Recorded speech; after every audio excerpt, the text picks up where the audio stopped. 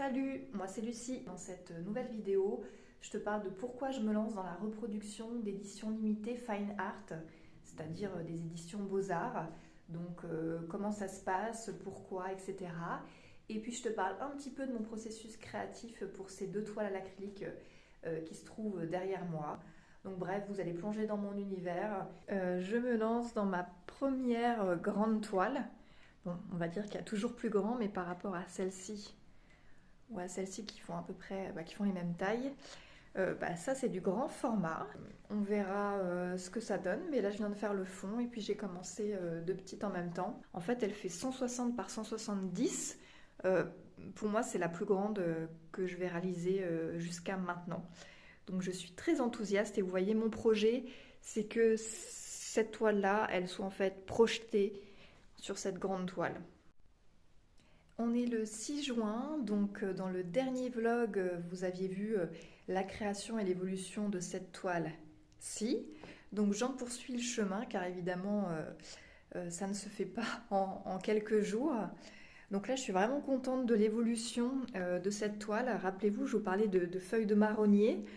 Donc c'est vrai qu'en fait, les feuilles de marronnier commencent à disparaître, mais c'est un peu mon processus où vraiment j'évolue au fil des couleurs. Moi, je suis quelqu'un qui, enfin, vous le savez, hein, qui aime profondément la couleur, les motifs, donc je me laisse vraiment porter par ce qui se passe, par l'association des couleurs. Là, à l'instant, je viens de travailler cette fleur, qui à la base était une feuille de marronnier, d'ailleurs ce n'est même pas une fleur, mais également rajouter du contraste ici et là.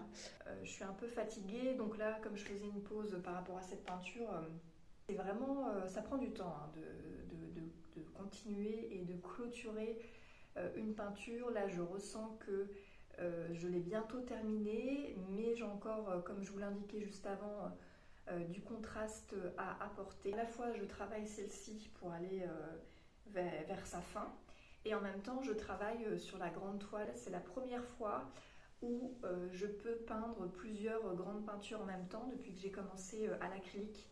Et en fait, c'est hyper ressourçant. Avant, dans mon appart, je devais terminer la peinture parce que j'avais pas assez de place, j'avais pas assez de matériel. Et en fait, la pose, au lieu d'être sur le canapé, elle se transforme en étant sur une autre toile. Ça m'inspire beaucoup, voilà, ce jeu de couleurs, de va-et-vient entre une toile et l'autre, entre un moyen format et un grand format. C'est un début. Si certains se demandent est-ce que j'ai déjà une idée, eh bien comme d'hab, pas du tout. J'ai pas du tout envie de me prendre la tête, d'imaginer un dessin, un motif. En fait, de faire ça, ça me donnerait envie, enfin, ça m'obligerait à me figer dans quelque chose qui est déjà fait et il faudrait que je le refasse. Moi, ça me désespère. Je préfère partir de rien. J'ai quand même l'envie, puisque j'aime beaucoup celle-ci, j'aime beaucoup le style que j'ai donné et la façon de peindre qui m'a beaucoup plu. Donc j'ai envie de partir dans cet élan-là. J'en prends le chemin puisque par exemple ces motifs, je les reprends de la précédente. Mais en fait, rien n'est écrit. À la fois pour moi, c'est une toute nouvelle aventure de se dire tiens, j'ai un rouleau, je peux découper mes formats comme je veux. C'est déroutant pour moi parce que j'ai pas appris comment on découpe, comment on trace, comment se comporte une toile. En fait, c'est vraiment tout nouveau. Et, et en fait, j'y vais quoi. Je me pose pas mille questions, sinon, quand c'est comme ça, c'est comme ça qu'on n'avance pas ou qu'on ne fait pas les choses. Je me dis, c'est une première grande toile, elle va être ce qu'elle va être et on verra bien. Il en faut bien une première. De toute façon, la peinture, c'est pour moi l'art de progresser, d'évoluer, puisqu'une toile, on amène une autre, une autre, une autre. Et moi, ça, c'est ma quête de toujours en faire, parce que dès que j'en fais une, je pointe les éléments qu'il faudrait améliorer. Donc j'ai tout de suite envie d'en faire une autre pour encore mieux faire. Je suis assez perfectionniste, donc là, c'est un peu... à chaque fois, je suis satisfaite, mais en même temps malmenée, donc ça me pousse vers autre chose. Donc c'est ça qui me stimule et ce pourquoi je peins depuis tant d'années, je pense.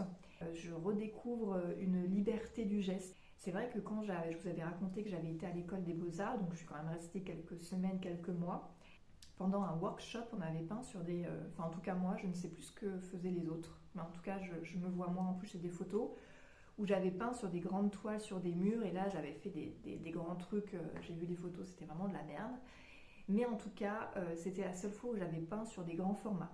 Et là, de peindre sur un grand format comme celui-ci, j'ai un souffle vraiment de liberté, de me dire je peins, je fais des grands traits, parce que moi j'adore peindre, même repeindre un mur, une porte, et de mettre de la peinture, qu'elle soit sur la toile euh, ou le mur, même le bruit de la peinture quand elle est étirée. C'est quelque chose que j'aime profondément, qui me procure énormément de plaisir. Et puis dans un musée, j'aime voir les grandes toiles.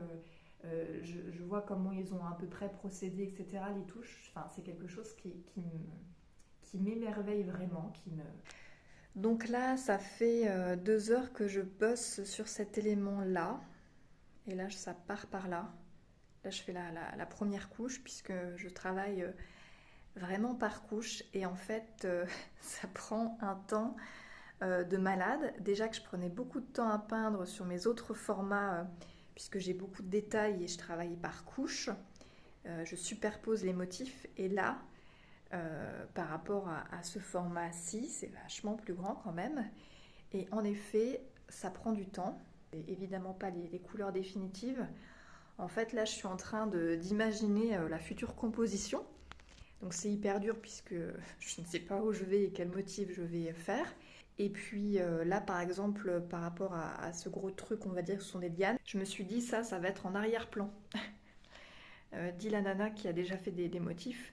Donc en gros, je fais cette partie-là et là, je visualise très bien, il y aura d'autres motifs par au-dessus.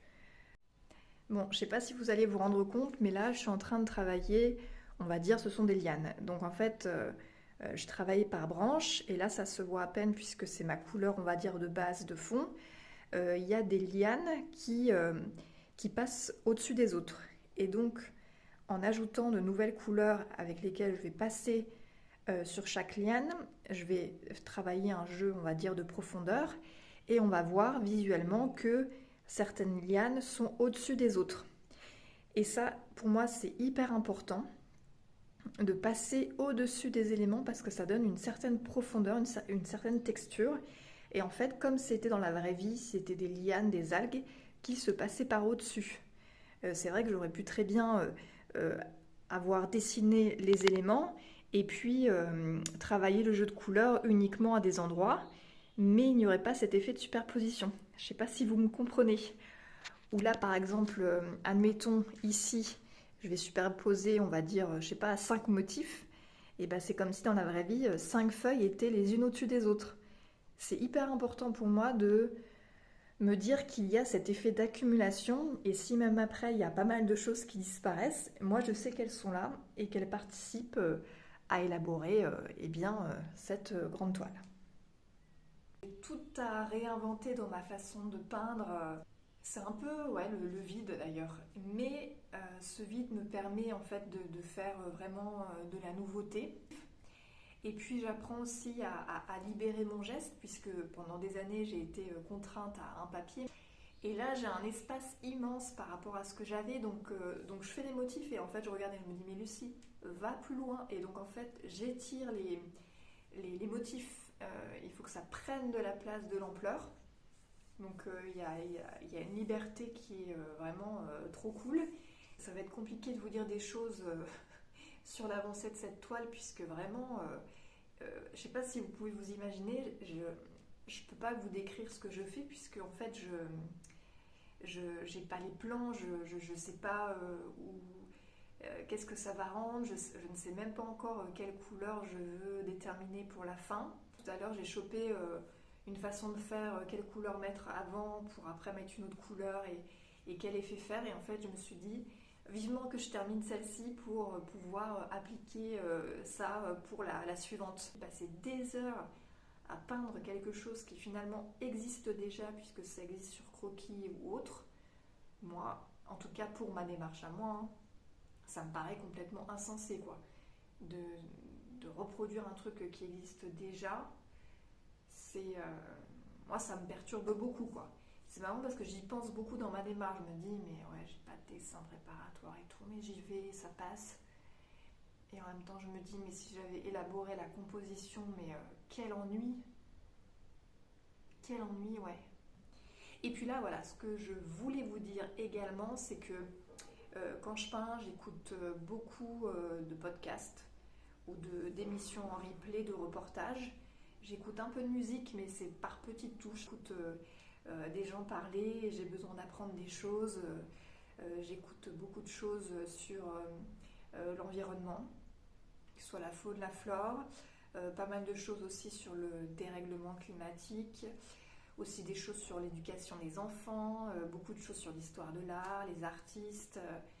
C'est assez varié, mais c'est un peu ma façon de me nourrir. Et par exemple, là, cet après-midi, je le ferai rarement, mais j'ai envie d'essayer de le faire de plus en plus, c'est de ne rien écouter. Donc là, ça faisait 2 heures que je peignais, et pendant 2 heures, il n'y avait rien, à part mes pensées. Alors en effet, et oui, quand on n'écoute rien, etc., on est en boucle. C'est marrant, j'ai repensé à pas mal de personnes du passé. C'est fou comment le cerveau, tac, il va piocher des trucs et en fait, faut laisser dérouler, quoi. C'est ce que j'ai fait. Il va à droite, à gauche.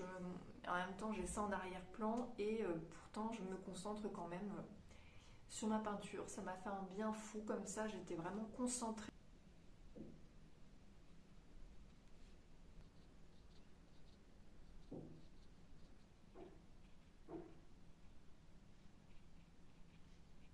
La première question, c'est pourquoi je me lance dans l'aventure des reproductions en édition limitée. Hier, je suis allée à Lyon et je vais t'expliquer pourquoi et comment ça se passe. Alors, j'avais envie de vous expliquer un petit peu pourquoi je me lance dans l'aventure des reproductions. C'est vraiment nouveau pour moi, car jusqu'à maintenant, je n'avais aucune envie de reproduire mes œuvres, car j'ai vraiment envie de garder une authenticité. Pour moi, c'est extrêmement important. Et d'ailleurs, elles ont un prix. Mais quand on achète de l'art, on achète vraiment une œuvre qui a été réalisée par un artiste. C'est une œuvre de l'esprit. C'est quelque chose qui émerge c'est vraiment même indescriptible, mais c'est quelque chose ouais, d'incroyable. Et pour ceux qui aiment l'art, quand on a un coup de cœur pour une œuvre d'art, on sait qu'elle va nous suivre pas mal d'années, que c'est vraiment que ça nous parle, il y a beaucoup d'émotions, il y a le côté vraiment unique qui est hyper important. Et déjà, quand on achète une œuvre, bah, on paye cet aspect-là, mais on paye le travail d'un artiste qui a œuvré pendant le temps de la création. Mais la création, elle arrive avec tout un processus qui peut durer avant des semaines, des mois, voire des années. Depuis longtemps, on me réclame souvent des reproductions de mes œuvres. Et ça, je le comprends, puisque en effet, tout le monde n'a pas le budget pour acquérir une œuvre d'art. C'est un budget. Sachez que bah, il faut en parler, mais vous pouvez payer, ça se fait en plusieurs fois. Et pour ceux qui ont des entreprises, vous pouvez défiscaliser aussi. Mais pour moi, ça, cette démarche, elle n'a pas été simple. Et je vous avoue que même si c'est peut-être bête, car je pourrais faire des reproductions on va dire d'une façon industrielle, sur du papier très simple, et les vendre 10-15 euros, et me faire beaucoup d'argent, clairement. En fait, je ne veux pas tomber là-dedans. Je vous avoue que moi, je préfère retrouver un petit boulot alimentaire que de reproduire mes œuvres de cette façon. En fait, pour moi, c'est impensable. Donc je peins sur du beau papier, donc du papier aquarelle. Selon les épaisseurs des papiers, l'aquarelle ne donne pas le même effet. Et puis maintenant, j'ai mes préférences de papier et quand je vais les choisir, c'est vrai que je touche les papiers et c'est comme ça que je décide. Ouais, je retiens pas les noms, c'est pas mon truc. Moi, j'y vais vraiment au ressenti, au feeling. Et donc c'est vrai que en plus d'imaginer que mes œuvres pourraient être reproduites sur un papier glacé mat, pour moi c'est non.